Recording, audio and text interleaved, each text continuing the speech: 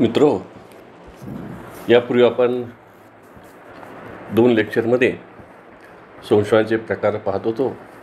पहिल्यांदा आपण संशोधनाचा अर्थ स्वरूप पाहिलं, त्याची वैशिष्ट्ये पाहिली. 8व्या तासामध्ये आपण संशोधनाचे प्रकार पाहिले आणि त्या प्रकारापैकी गुणात्मक संशोधन जे आहे म्हणजे काय त्याबद्दलची माहिती घेतली. त्याचबरोबर वर्णनात्मक संशोधन जे आहे त्याबद्दल एक माहिती घेतली. त्याच्यामध्ये विशेषतः ऐतिहासिक संशोधन आहे त्या संदर्भाची माहिती घेतली. आज आपण जात आहोत ते म्हणजे प्रायोगिक संशोधन. हे प्रायोगिक संशोधन जे आहे हे मी म्हटलं तुम्हाला की भौतिकशास्त्रामध्ये जरा वेगळ्या पद्धतीनं म्हणजे तिथं पूर्णपणे प्रयोगशाळेमध्ये एका बंदिस्त प्रयोगशाळेमध्ये प्रयोग होत असतात आणि ज्या वस्तूवर आपण प्रयोग करत असतो ती वस्तू निर्जीव असते. एखादं केमिकल असेल म्हणा, एखादा पदार्थ असेल म्हणा, धातू असेल, संयोग असेल वगैरे वगैरे. परंतु सोशल सायन्सेसमध्ये सामाजिकशास्त्रामध्ये मात्र आपण निर्जीव वस्तूवर प्रयोग करत नाही तर सजीव वस्तूवर प्रयोग करतो.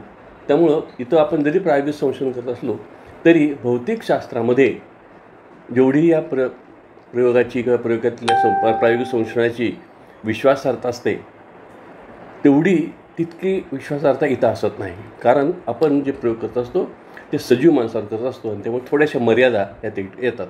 तरीसुद्धा जास्तीत जास्त काटेकोरपणे काम करणं, अत्यंत काळजीपूर्वक आपण काम केलं तर प्रायोगिक संशोधनाच्या सहाय्यानं आपण खूप चांगल्या पद्धतीनं काही चांगले निष्कर्ष मांडू शकतो आणि त्या निष्कर्षाचा उपयोग देखील समाजाला होऊ शकतो.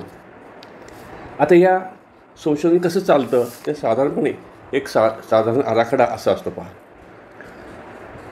अशी कल्पना करू आपण की आपल्याला असं वाटतं की आपण जर टेक्नॉलॉजिकल एड्स जर वापरली, एका शिक्षकाला असं वाटतं आहे की आपण सगळे टेक्नॉलॉजिकल एड्स जर वापरले तर निश्चितपणे विद्यार्थ्यांच्या संपादनामध्ये चांगला बदल होईल असं त्या शिक्षकाला वाटतं आहे. आता नुसतं वाटून उपयोग नाही ना, जे त्याला वाटतं आहे ते त्याला सिद्ध करावं लागेल. मग सिद्ध करण्यासाठी काय करायला पाहिजे तर प्रयोग केला पाहिजे. आता या ठिकाणी हा प्रयोग कसा होतो तर या ठिकाणी त्यासाठी हा आराखडा दिलेला आहे. या आराखड्याकडे जाण्यापूर्वीसुद्धा काही गोष्टी आपल्याला लक्षात घ्याव्या लागतात. ते म्हणजे आपल्याला पहिल्यांदा जसं इतर संशोधनामध्ये आपण सांगतो तसं या ठिकाणीसुद्धा सुरुवातीला आपल्याला समस्या निश्चित करावं लागतं. आपली नेमकी समस्या काय म्हणजे मग मला असं म्हणायचं आहे की ही जे टेक्नॉलॉजिकल एड जे आहेत ते काही टेक्नॉलॉजिकल नुसतं एड म्हणून चालणार नाही. त्यातल्या कोणत्या तुम्ही वापरणार आहात? आम्ही पॉवर पॉईंट प्रेझेंटेशन वापरणार आहोत. आम्ही पॉवर पॉईंट प्रेझेंटेशनचा वापर करून अध्यापनात सुधारणा होते, विद्यार्थ्यांच्या संपादनात सुधारणा होते असं आम्हाला वाटतं आहे. म्हणजे या ठिकाणी मग पुन्हा अध्यापनात सुधारणा होते का संपादनात सुधारणा होते हे नक्की केलं पाहिजे, हे नक्की मांडलं पाहिजे. मग नाही, अध्यापनात सुधारणा होण्याचा संबंध येत नाही, आपल्याला कशात सुधारणा होते, विद्यार्थ्यांच्या संपादनामध्ये सुधारणा होते असं मला वाटतं आहे आणि मग हे मला तपासून पाहायचं आहे. हे म्हणजे ही झाली माझी समस्या निश्चिती झाली. ही समस्या निश्चित झाल्यानंतर मग पुढे संशोधकाला काय करावं लागतं तर पूर्वी अशासारखी काही संशोधन झालेली आहेत का, अगदी असंच नसेल परंतु अशासारखे काही संशोधन झालेले आहेत का हे पाहणं आवश्यक. जर अगदी असंच झालं असेल संशोधन तर मग आपण कशाला संशोधन करायचं हा प्रश्न येतो. पण तसंच झालं नसेल पण अशासारखे संशोधन झाले असतील तर त्या संशोधनाचे निष्कर्ष काय आलेले आहेत ते आपल्याला काय उपयोगी पडतील का, त्याची मेथॉडॉलॉजी काय उपयोगी पडेल का. तर यासाठी आपल्याला याचा विचार सगळ्या संबंधित साहित्य आणि संशोधनाचा आढावा घेणं आवश्यक ठरतं. तसंच पाठीमागच्या समजा संशोधकांनी एका विशिष्ट मर्यादेपर्यंत किंवा पातळीपर्यंत संशोधन केलं असेल आणि मग आज मला करायचं आहे तर मी आज त्याच्या पुढची पायरी करणार आहे. मग मागच्या तासात मी असं म्हणलं होतं, पहा आज आपण जो संशोधक असतो ना तो संशोधक मागच्या संशोधकाच्या खांद्यावर बसलेला असतो. म्हणजे पूर्वी जे संशोधन झालेलं असतं त्याच्या पुढची पायरी ह्याची असते. हे झाल्यानंतर मग त्यांनी परिकल्पना निश्चित करायची. काय परिकल्पना म्हणजे काय की आपण आणखी जरा मी तपशिलानं पुढं एक सांगेन तुम्हाला. आता एवढंच लक्षात घ्यायचं तर परिकल्पना निश्चित करायचं म्हणजे काय करायचं की मला असं वाटतं आहे की जर मी पॉवर पॉईंट प्रेझेंटेशन वापरलं तर माझ्या अध्यापनात म्हणजे विद्यार्थ्यांच्या संपादनामध्ये सुधारणा होते. बरोबर, ही माझी परिकल्पना, हे मी परिकल्पना निश्चित केली आता. आणि आता एकदा परिकल्पना निश्चित केली हे तपासून पाहण्यासाठी मला प्रयोग करायचा आहे. आता प्रयोग जो करायचा आहे तो प्रयोग कसा करायचा तर प्रयोगाचे काही वेगवेगळे डिझाईन्स आहेत. म्हणजे त्याला मराठीमध्ये आपण अभिकल्प म्हणतो. तर आपल्याला कोणता अभिकल्प सुटेबल आहे आपल्या परिकल्पना तपासण्यासाठी, सोयीचं आहे, सुयोग्य म्हणजे समर्पक आहे, या सगळ्या गोष्टी पाहाव्या लागतात. बऱ्याच वेळा असंही होतं की खूप आयडियल जरी असलं तरीसुद्धा काही वेळेला आपल्या त्या ठिकाणच्या परिस्थितीत काही मर्यादा असतात आणि म्हणून आपल्याला सगळ्या गोष्टी विचार करावा लागतो की आपण जी परिकल्पना तपासण्यासाठी प्रयोग करणार आहोत त्यासाठी मी जो अभिकल्प निवडणार आहे तो अभिकल्प माझी जी काही परिकल्पना आहे ही परिकल्पना टेस्ट करण्यासाठी रास्त आहे का पर्यंत पाहिलं पाहिजे. नंतर ते मला झेपणार आहे का, ते मला शक्य होणार आहे का, कारण अनेक काही गोष्टी मर्यादा असतात तर त्या सगळ्याचा विचार करायचा असतो. नंतर एकदा हे झालं, परिकल्पना निश्चित झालेली आहे, आपल्याला प्रयोग कोणत्या कशा पद्धतीने करायचा आहे, हे अभिकल्प म्हणजे काय तेही मी तुम्हाला एका लेक्चरमध्ये ते सांगेन नंतर. तर हे जे डिझाईन आहे, एकदा डिझाईन नक्की झालं, परिकल्पना नक्की झाली आणि मग प्रत्यक्ष कार्यवाही करायला सुरुवात करायची आपण. मग कार्यवाही केली आणि मग कार्यवाही केल्यानंतर मग आपण काय करणार की आपली जे काही परिकल्पना होती त्याची आपण चाचणी घेणार. आता हे सगळं करण्यासाठी म्हणून आपण हा आराखडा, संशोधन आराखडाचा वापरत असतो. हा सर्वसाधारणपणे अशा पद्धतीने आराखडा. आता उदाहरणार्थ पाहिजे, या ठिकाणी मुद्दा मी असं उदाहरण घेतलेलं आहे की मला मगाशी म्हणल्याप्रमाणे मला अमुक एक पाहायचं होतं की बाबा पॉवर पॉईंट प्रेझेंटेशनच्या सहाय्याने एखादा विशिष्ट घटक म्हणा किंवा आणखी काय शिकवायचं आहे आणि त्याचं फलित काय मिळतं आहे, म्हणजे त्याचं मला असं वाटतं आहे की त्याचा निश्चितपणे चांगला परिणाम होतो असं मी म्हणतो आहे, हे मला तपासून पाहायचं आहे. मग मी काय केलं, विद्यार्थी घेतले. आता विद्यार्थी घेताना काय करायला पाहिजे मला, तर मी काय केलं, एकूण माझ्याकडे 100 विद्यार्थी आहेत. आपण असं समजूया की 5वीचे विद्यार्थी आम्ही घेतलेले आणि कुठलं ते 5वीचा एक घटक घेतलेला आहे, त्यासाठी 5वीचे विद्यार्थी घेतले. आता हे 5वीचे विद्यार्थी घेतल्यानंतर काय करायचं पहा, त्यासाठी ते जे विद्यार्थी आपण घेतो आहे हे विद्यार्थी असे तुम्ही उद्या असं झालं की तुम्ही फक्त चांगलेच विद्यार्थी निवडले किंवा खराबच विद्यार्थी निवडले तर असं नाही चालणार आपल्याला.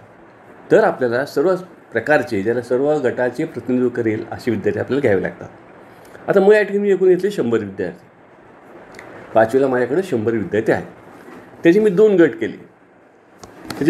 केले आणि मग एक गट जो आहे त्या एका गटाला मी काय केलं, या ठिकाणी दाखवले तुम्हाला की असं म्हणले पहा की 50 विद्यार्थी पूर्वचाचणीचे गुण X गुण आहेत आणि दुसऱ्याकडं पूर्वचाचणीचे X गुण याचं मध्यमान ते दिलेलं आहे.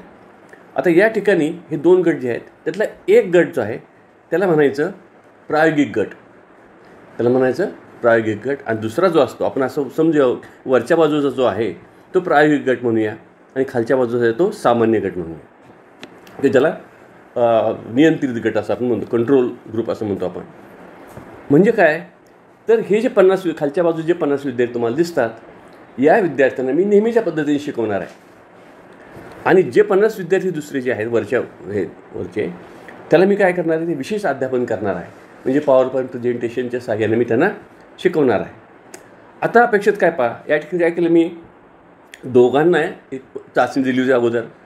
म्हणजे माझा प्रयोग करायच्या अगोदर, मी शिकवायच्या अगोदर दोन्ही गटांना चाचणी दिली होती. आपण असं समजूया थोडा वेळ किंवा त्यांना आपण 30 मार्काची चाचणी दिली होती.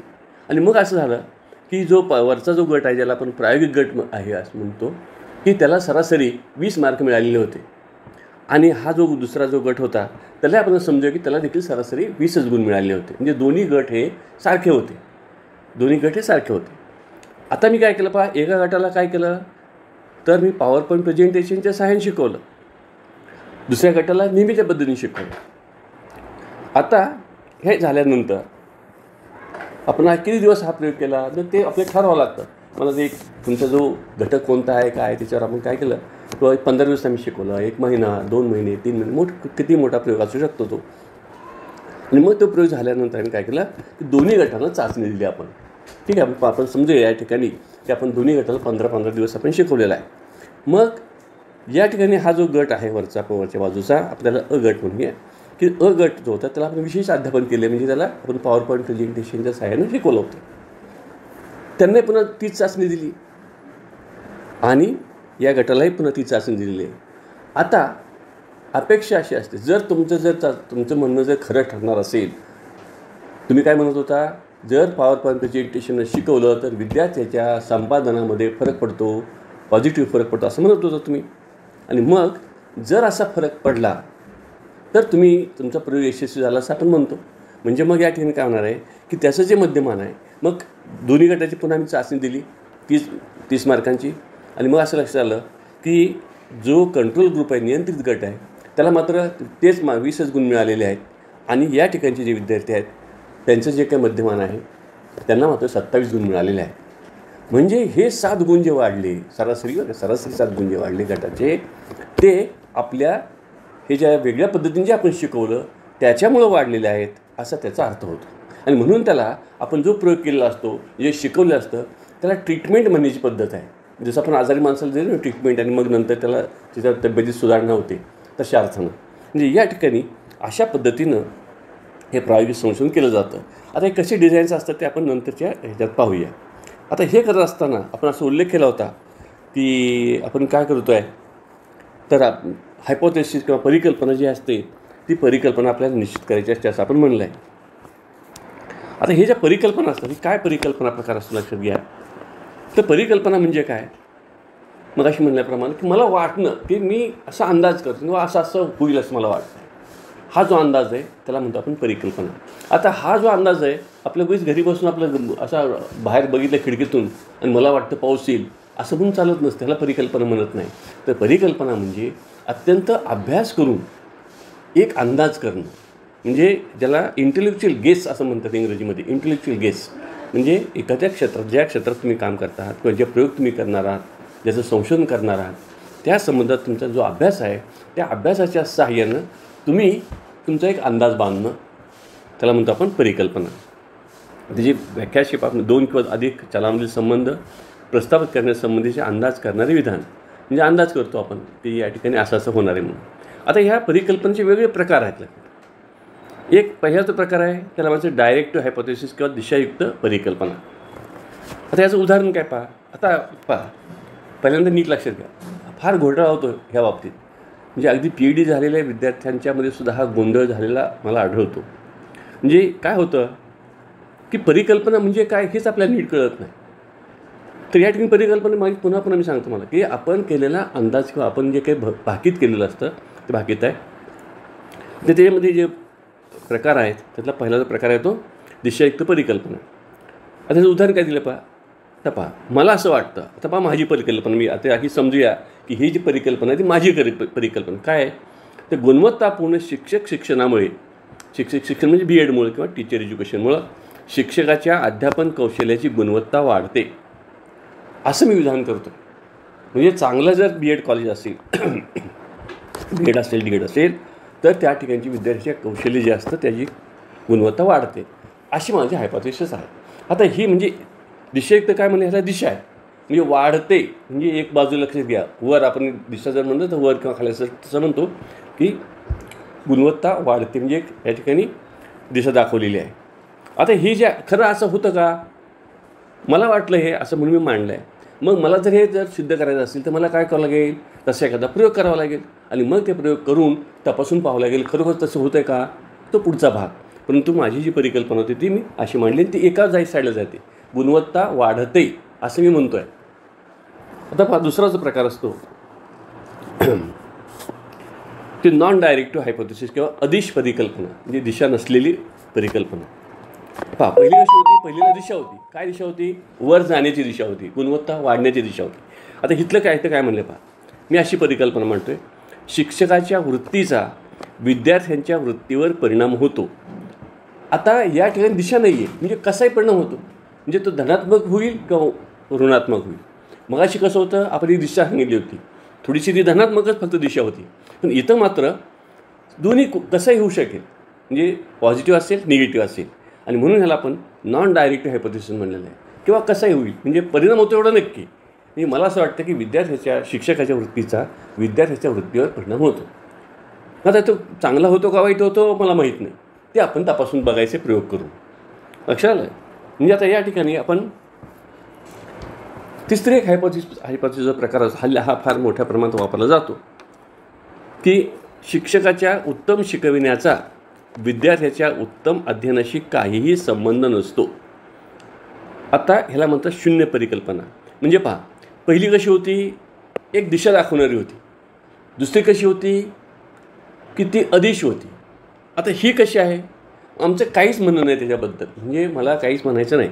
समजा या ठिकाणी जो शिक्षक शिकवतो उत्तम शिकवला तर होईलच असं काही मला सांगता येत नाही, काही मला माहीत नाही. मग आता अशी परिकल्पना जास्त का मांडली जाते, तर समजा संशोधकांनी जर वरची पहिली कल्पनासारखी कल्पना मांडली, परिकल्पना मांडली, तर बऱ्याच वेळा असं होण्याची शक्यता असते. संशोधक तिकडं थोडा झुकतो. म्हणजे ज्यावेळेला इंटरप्रिटेशन करताना, साधन वापर करताना, प्रयोग करताना आपल्याला अनुकूल रिझल्ट यावेत अशा दिशेनं कदाचित प्रयत्नशील राहू शकेल असं वाटतं. असं होऊ शकतं. किंवा दुसऱ्या या ठिकाणीसुद्धा ज्या आपण धनात्मक किंवा ऋणात्मक म्हणलेलं आहे, तर शिक्षणाच्या डोक्यात जो काय असेल त्यासाठी किंवा संशोधकाच्या, तर त्याप्रमाणे काही परिणाम थोडासा होण्याची शक्यता आहे. मात्र ही जी हायपोथेसिस, नल हायपोथेसिस ज्याला म्हणतो आपण, शून्य परिकल्पना आपण जे म्हणतो आहे, याच्यामध्ये मात्र आपण निगेटिव्ह, आपण न्यूट्रल आहोत. मला माहीत नाही काय होणार आहे, मला माहीत नाही. मग अशा हायपोथेसिस मांडलं, मग तुम्ही म्हणाल सर मग प्रयोग कसा करायचा, मग प्रयोग कसा, तर प्रयोग करायचा लक्षात घ्या. आता पहा, आपण मगाचं उदाहरण घेऊया. मी असं म्हणलं की पॉवर पॉईंट प्रेझेंटेशनच्या सहाय्यानं विद्यार्थ्याचे गुणवत्ता वाढते किंवा विद्यार्थ्याचं संपादन वाढतं असं मी मगाशी म्हणलं होतं मला. आता असं मला वाटतं तिथं, परंतु मी आता इथं काय म्हणणार आहे, मला माहीत नाही. म्हणजे वाढत ते का नाही मला माहीत नाही, वाढत नाही. मग हे जे म्हणते मी आता, तर ते मी प्रयोग केल्यानंतर काय होणार आहे, मी असं म्हणतो की ते वाढत नाही म्हणून, आणि प्रयोग केला मी, आणि प्रयोग केल्यानंतर असं लक्षात आलं की गुणवत्ता वाढलेली दिसते. म्हणजे काय झालं, मी जी परिकल्पना मांडलेली होती ती परिकल्पना चुकीची होती, नॉन ॲक्सेप्टेबल होती.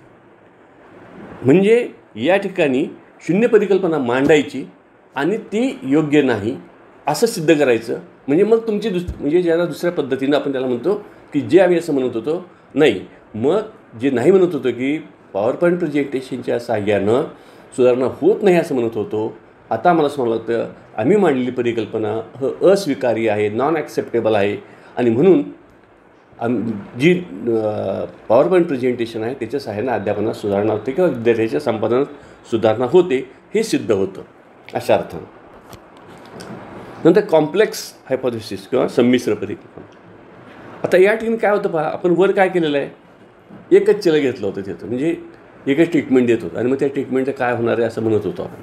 आता इथं काय पहा की ज्यावेळेला एकपेक्षा अधिक घटक एकत्र येतात त्यावेळेला अशा प्रकारची परिकल्पना मांडली जाते. तर पहा काय म्हणलं आहे, चांगले अध्यापन, चांगल्या अभ्यास सवयी यांचा विद्यार्थ्यांच्या परीक्षेतील गुणावर व त्यांच्या व्यक्तिमत्वावर चांगला परिणाम होतो. आता पहा इथं गंमत अशी आहे की कॉम्प्लेक्स आहे. म्हणजे कदाचित असं झालं की चांगलं अध्यापन झालं आहे पण चांगल्या अभ्यास सवयी नव्हत्या. तसंच असं म्हणले परीक्षेत गुणावर आणि त्याच्या व्यक्तिमत्वावर, गुणावर परिणाम झाला असेल, व्यक्तिमत्वावर झाला नसेल, किंवा या उलट चांगल्या अभ्यास सवयी आहेत परंतु चांगलं अध्यापन नव्हतं, किंवा चांगलं अध्यापन होतं, चांगल्या अभ्यास सवयी होत्या पण त्याच्या गुणावर परिणाम झाला परंतु व्यक्तिमत्वावर झाला नाही, किंवा उलटंसुद्धा. म्हणजे अशी या ठिकाणी दोन किंवा दोनपेक्षा जास्त जे काही चल आपण घेतलेले आहेत आणि त्यामुळं आपली परिकल्पना जे त्याला आपण संमिश्र परिकल्पना असं म्हणतो.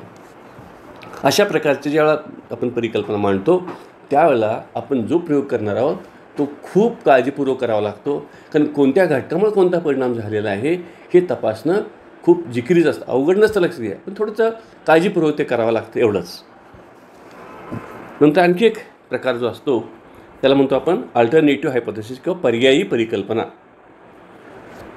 बऱ्याच वेळा शिक्षकाला असं वाटतं, शिक्षक स्वतःलाच असं वाटतं की त्याला असं वाटतं काही वेळेला की आपण जर शिक्षकानं जर चांगलं अध्यापन केलं, ज्याला आपण कृतीयुक्त अध्यापन म्हणून, आम्ही ॲक्टिव्हिटी बेस्ड लर्निंग नावाची एक कल्पना आहे, हे जर केलं तर विद्यार्थ्याचे हे तुमचे जे काय आहे उपस्थिती जी आहे ती उपस्थिती वाढेल. किंवा दुसरं असं वाटतं की मध्यान्ह भोजन योजना जी आहे, त्या मध्यान्ह भोजन योजनेच्या साहाय्यानं विद्यार्थ्याची उपस्थिती वाढेल. आता या ठिकाणी पहिल्यांदा काय करायचं आहे, पहिले हायपोथेसिस घ्यायची आणि तो प्रयोग करून पाहायचं. उदाहरणार्थ मग अशी म्हणल्याप्रमाणे की मध्यान्ह भोजन योजनेमुळं विद्यार्थ्यांची उपस्थिती वाढते अशी मी हायपोथेसिस मांडलेली आहे. मग मी काय करणार, जिथं जिथं मध्यान्ह भोजन योजना राबवली जाते त्या ठिकाणची उपस्थिती पाहणार, ज्या ठिकाणी मध्यान्ह भोजन योजना राबवली जात नाही तिथली उपस्थिती पाहणार, आणि मग माझ्या लक्षात येतं की मध्यान्ह भोजन योजनेमुळे काही फार मोठा फरक पडलेला नाही. मग मी दुसऱ्या हायपोथेसिस मांडणार. मग कुठली, ते कृतीयुक्त अध्यापन. मग इकडं पाहणार की कृतीयुक्त अध्यापन ज्या ठिकाणी होत आहे त्या ठिकाणी काय झालेलं आहे, जिथं कृत्रिम अध्यापन होत नाही तिथं काय पाहते, म्हणजे तिथं 2 वेळा आपल्याला टेस्टिंग करावं लागतं, लक्षात घ्या. म्हणून या ठिकाणी अल्टरनेटिव्ह हायपोथेसिस किंवा पर्यायी परिकल्पना असं म्हणतात. आता याच्यामध्ये जो भाग आहे त्यात आणखी एक प्रायोगिक संशोधनामध्ये हा एक मोठा महत्त्वाचा भाग असतो, तो म्हणजे चल. लक्षात घ्या, प्रायोगिक संशोधनामधल्या फार महत्त्वाच्या संज्ञा आहेत, म्हणजे परिकल्पना, चले हे 2 फार घटक फार महत्त्वाचे असतात, लक्षात घ्या. तर चले या ठिकाणी 2 प्रकारची चलं असतात, म्हणजे मेन जो प्रकार आहे तसे 2 आहेत, म्हणजे डिपेंडेंट आणि इंडिपेंडेंट. म्हणजे पहा की आतापर्यंत जो प्रयोग आपण केला, म्हणजे प्रयोग सांगितला तो की शिक्षक आहे तो अध्यापन करतो आणि मग मुलाच्या गुणामध्ये सुधारणा होते किंवा होत नाही, काय असेल ते. तर अध्यापन पद्धती जी आहे, अध्यापन पद्धतीमध्ये आपण ते काय पॉवर पॉईंट प्रेझेंटेशन वगैरे वापरलेलं आहे, ते इंडिपेंडंट आहे. आणि परिणाम कोणावर होतो आहे, तो रिझल्ट जो आहे त्याचा, तर ते डिपेंडंट चल आहे. म्हणजे हे आहे इंडिपेंडंट चल. अध्यापन पद्धती हे इंडिपेंडंट चल आहे आणि डिपेंडंट चल कोणतं, तर विद्यार्थ्याचं अध्ययन. म्हणजे या ठिकाणी काय केलं आपण पहा, अध्यापन पद्धतीवर काय परिणाम होत नाही, प्रयोग करत असताना प्रयोग झाल्यानंतर परिणाम कोणावर झाला आहे, विद्यार्थ्याच्या अध्ययनावर परिणाम होतो. म्हणून विद्यार्थ्याचे अध्ययन हे डिपेंडंट चल आहे. आता ही 2 खरं महत्त्वाची 2 चल आहेत, डिपेंडंट आणि इंडिपेंडंट किंवा स्वाश्रयी आणि आश्रयी चल असं आपण म्हणतो. आता काय वेळा घोटाळा कसा होतो माहिती आहे का, असं वाटतं मी प्रयोग करायला लागलो, आपण अशी कल्पना करू मी प्रयोग करायला लागलो आणि मग मी असं म्हणलं मगाशी की 50 विद्यार्थी मी इकडचे घेतले, 50 विद्यार्थी घेतले आणि या 50 विद्यार्थी मी पॉवर पॉईंट प्रेझेंटेशन सायनं शिकवलं आणि मग त्या विद्यार्थ्यांमध्ये फरक झाला. आणि तो मग आम्ही असं म्हणलं की त्यामुळं काय झालं, तर मी जे काय पॉवर पॉईंट प्रेझेंटेशन आहे ते खूप उपयुक्त ठरतं म्हणा का, त्याच्यामुळं विद्यार्थ्याच्या संपादनामध्ये फरक पडतो. पण इथं काही वेळा घोटाळा होणे शकत असते, कारण ते जे फलित मिळालेलं असतं, तो जो परिणाम मिळाला असतो, काही वेळेला आणखी काही कारणं त्याला कारणीभूत ठरू शकतात, ठरत असतात.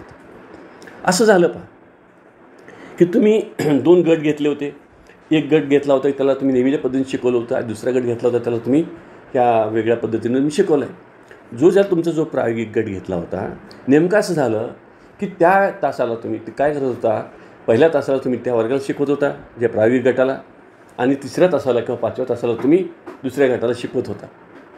तर कदाचित पहिल्या तासाला विद्यार्थी फ्रेश असतात आणि त्यामुळं, आणि 5व्या तासाला विद्यार्थी कंटाळलेले असतात, त्यामुळे हे कंटाळा आल्यामुळं देखील त्याच्या संपादनावर परिणाम झालेला असेल. म्हणजे हे जे काही कंटाळा आहे म्हणतो आपण, थकवा आहे म्हणतो आपण, ह्या थकव्यामुळं किंवा कंटाळ्यामुळं त्याच्या त्या रिझल्टवर परिणाम होतो.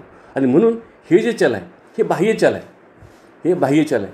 समजा प्रयोग मोठा असेल, म्हणजे मोठा म्हणण्यापेक्षा दूरगामी आहे, थोडासा एक 6 महिन्याचा वगैरे असा प्रयोग तुमचा मोठा असेल एखादा, तर बऱ्याच वेळा असंही होतं की मधल्या काळात विद्यार्थ्याची बुद्धिमत्ता वाढते, विद्यार्थ्याचं वय वाढतं, विद्यार्थ्याची मॅच्युरिटी वाढते आणि त्याचाही परिणाम त्या रिझल्टवर होत असतो. त्यामुळे त्याचाही विचार करावा लागतो की विद्यार्थ्याचं वय वाढल्यामुळं काही फरक पडला का, बुद्धिमत्ता वाढल्यामुळं फरक पडला आहे का, ह्या गोष्टी. किंवा आणखी काही बाह्य घटक असतात, घरचं वातावरण, त्याचा काही परिणाम झालेला आहे का. तुम्ही ज्या वर्गाला प्रायोगिक गट मी घेतला होता त्या प्रायोगिक गटामध्ये आणि दुसऱ्या गटामध्ये असं तर झालं नाही ना की त्यांच्या घरच्या वातावरणाचं काही फरक आहे का, त्यांच्यामध्ये त्याचा परिणाम काय झाला आहे का. हे सगळे बाह्य घटक आहेत, त्याला म्हणतो आपण एक्सटर्नियस व्हेरिएबल्स किंवा बाह्य चल. नंतर डिस्क्रीट व्हेरिएबल्स किंवा खंडित चल. म्हणजे काय, तर ज्या चलाची किंमत विशिष्ट टप्प्याने बदलते अशी चले. म्हणजे काय पहा, उदाहरणार्थ पहा की 5वी इयत्ता नंतर 6वी इयत्ता, किंवा आपण असं म्हणूया की इन्क्रिमेंट हे टप्प्यानं एका वर्षाने इन्क्रिमेंट मिळतं ना आपल्याला, ते टप्प्यानं बदलतं. आणि त्याच्या हे जे काय असतं त्या टप्प्यामुळं सुद्धा त्या ह्याच्यावर काही परिणाम होत असतो. तर ही जी चले असतात त्याला आपण म्हणतो डिस्क्रीट चले. म्हणजे या ठिकाणी ही चलं जी असतात ती अशी टप्प्याटप्प्यानं बदलत असतात, म्हणून त्याला आपण डिस्क्रीट चलं म्हणतो असतो. आता या ठिकाणी दुसरा जो प्रकार असतो तो म्हणजे अखंडित चले. ज्या चलाची किंमत हळूहळू सातत्याने बदलत जाते त्याला आपण डिस्क्रीट चले म्हणतो. जसं की उंची, वजन, वय हळूहळू ती वाढत असतं. असं आहे का की आता थांबलं आणि पुढच्या वर्षी एकदम मुलगा 9 वर्षाचा होतो, असं 8 वर्षाचा मुलगा मध्ये गॅप घेऊन 9 वर्षाचा झाला, असं होत नसतं. ते हळूहळू वाढत असतं. मग तो म्हणजे 8तून 9 जात असताना तो हळूहळू दिवसानं वाढत असतो. तो म्हणजे मध्ये थांबत नसतो. लक्षात घ्या. इन्क्रिमेंटचं तसं नाही. इन्क्रिमेंट आपण वर्षानंच देतो, टप्प्यानेच देतो अशा अर्थाने. नंतर आणखी एक जे चल असतं ते म्हणजे ॲट्रिब्यूट व्हेरिएबल्स किंवा जैविक चले, म्हणजे जी मूलतःच असतात, जैविक गुणधर्म असणारी, लिंग म्हणा, वंश म्हणा. म्हणजे कसं पाहता याचा काय संबंध कुठे येतो आपल्याला सांगतो. म्हणजे आपण प्रयोग करत आहे वर्गामध्ये, मुलं आणि मुली आहेत. मग काही गोष्टी अशा असू शकतील कदाचित, प्रत्येक वेळा असेल असं नाही, तुमचा जो काही विषय असेल त्याच्यावर अवलंबून असेल. तर ते मुलं आणि मुली जे आहेत ते आता ही दोन चल, म्हणजे मुलगा असण्यामुळं किंवा मुलगी असण्यामुळं देखील काही वेळा रिझल्टवर परिणाम होतो. बरोबर आहे. तर ते जे आहे तर ही जी चल आहेत, म्हणजे या ठिकाणचं जे चल आहे त्याला म्हणायचं जैविक चल. हे आपण बदलत नाही. लक्षात घ्या. हे मूलतःच चल आहे. लिंग असेल, वंश असेल. आता या ठिकाणी आपण जसं आपण मी शाळेतलं उदाहरण घेतो, कारण साधारणतः संबंध शाळेशी जास्त असल्यामुळं मी उदाहरणं शाळेतली घेतलेली आहेत. तिथं आपण वेगळ्या पद्धतीची उदाहरणं घेऊ शकतो. लक्षात घ्या की समजा या ठिकाणी कारखान्यामध्ये जे लोक आहेत त्या लोकांचा आपण काहीतरी अभ्यास करायला लागलेला आहे. तिथंसुद्धा असं लक्षात येईल कदाचित की आपल्या कारखान्यामध्ये किंवा महिला ज्या आहेत त्या काय तुम्ही समजा इफिशियन्सीचा किंवा इफिकसीचा काय अभ्यास करत असाल, त्यांच्या परिणामकारकतेचा अभ्यास करत असाल, त्यांच्या काम करण्याच्या सवयीचा अभ्यास करत असाल, तर कदाचित असं आढळून येईल तुम्हाला की महिलांच्या सवयी वेगळ्या आहेत, पुरुषांच्या सवयी वेगळ्या आहेत.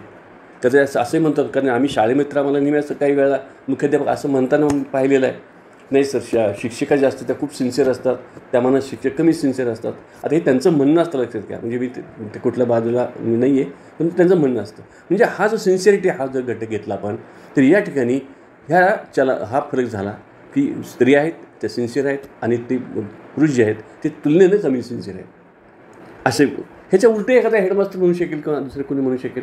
माझ्या उलट माझ्या काही विद्यार्थ्यांनी असं म्हणलं, त्या विद्यार्थी माझं संशोधन केलं PhDचं, की शिक्षक आणि शिक्षकांच्या परिणामकारकतेचा अभ्यास आम्ही करत होतो. म्हणजे शिक्षकाच्या आम्हाला असं वाटत होतं, असं म्हणलं जातं साधारणपणे, की शिक्षक जास्त प्रेमळ असतात आणि तुलनेनं पुरुष हे थोडे कठोर असतात.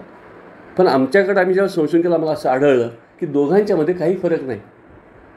आमच्या दोघांच्या परिणामकारकतेमध्ये, दोघांच्या ज्या दयाळूपणा किंवा प्रेमळपणा म्हणतो आपण, असं आम्हाला काही फारसा फरक आढळून आलेला नाही. पण काही असो, तर अशा पद्धतीनं ह्या चलनाचा आपल्याला विचार करावा लागतो. आता या ठिकाणी या संदर्भात आपल्याला परीक्षेमध्ये लक्षात घ्या, आपण आपलं टार्गेट आहे की आपल्याला परीक्षा क्रॅक करायची आहे. कशी आपल्याला या ठिकाणी प्रश्न विचारले जातील लक्षात घ्या.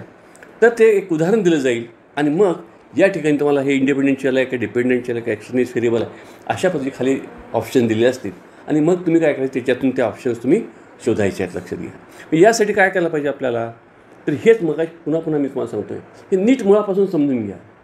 काय केवळ माझं तुम्ही ऐकलं समजलं असेल तर उत्तम आहे, पण केवळ ह्याच्यावरच अवलंबून न राहता पुन्हा ते जरा वाचा आणि मग तुम्ही त्या परीक्षेला जा. तसंच या ठिकाणी मगाशी आपण पाहत होतो की ह्या परिकल्पना ज्या आहेत, परिकल्पनेच्या बाबतीतसुद्धा काय होईल आपल्याला की एखादं उदाहरण दिलं जाईल. जसे मी उदाहरण तुम्हाला दिले पहा या ठिकाणी उदाहरण दिलं जाईल आणि हे उदाहरण हे परिकल्पनेचा कोणता प्रकार आहे किंवा परिकल्पना ह्या परिकल्पनेचं टिंबटिंब हे उदाहरण आहे असे तुम्हाला सांगितलं जाईल किंवा तुम्हाला उदाहरण हे करावं लागेल, शोधावं लागेल. तर तशा दृष्टीनं आपल्याला की या घटकाचा आपला अभ्यास करायचा आहे. हा जो घटक आहे लक्षात घ्या, हा जो मी पुन्हा सांगतो आहे, पहिल्या पेपरमध्ये पहिला घटक म्हणजे ज्याला अध्यापन अभियोग्यता आणि दुसरा घटक संशोधन अभियोग्यता आणि एकदम शेवटचा घटक मला तेही सांगतो आत्ताच उच्च शिक्षण जे आहे, हायर एज्युकेशन, हे 3 घटक खूप मोठे आहेत. तुम्ही जर अभ्यास करून नीट पाहिला तुमच्या असं लक्षात येईल त्यांचा व्हॉल्यूम खूप मोठा आहे आणि त्यामुळे ह्या 3 घटकाचा तुम्ही खूप बारकाईने अभ्यास करावा लागेल, तुम्हाला जास्त वेळ द्यावा लागेल आणि समजून घ्या. तसे आता याच्यावरसुद्धा मी तुम्हाला म्हटले की माझं जेव्हा हा घटक संपेल, मी जेव्हा लेक्चर 4-5 लेक्चर देईन, हे सगळे संपल्यानंतर याच्यावर साधारण 10-15 प्रश्न मी तुम्हाला नमुना प्रश्न कसे असतील हे प्रश्न देखील मी तुम्हाला इथं प्रत्यक्षात तुम्हाला सांगेन, त्याच्यावर आपण चर्चाही करणार आहोत. आपण या ठिकाणी पुन्हा मी सगळ्यात मला सांगेन की आपण हे सगळं पुन्हा बारकाईने सगळं वाचा आणि आपण आपल्या परीक्षेला अगदी समर्थपणे तोंड द्याल अशी मी आशा करतो.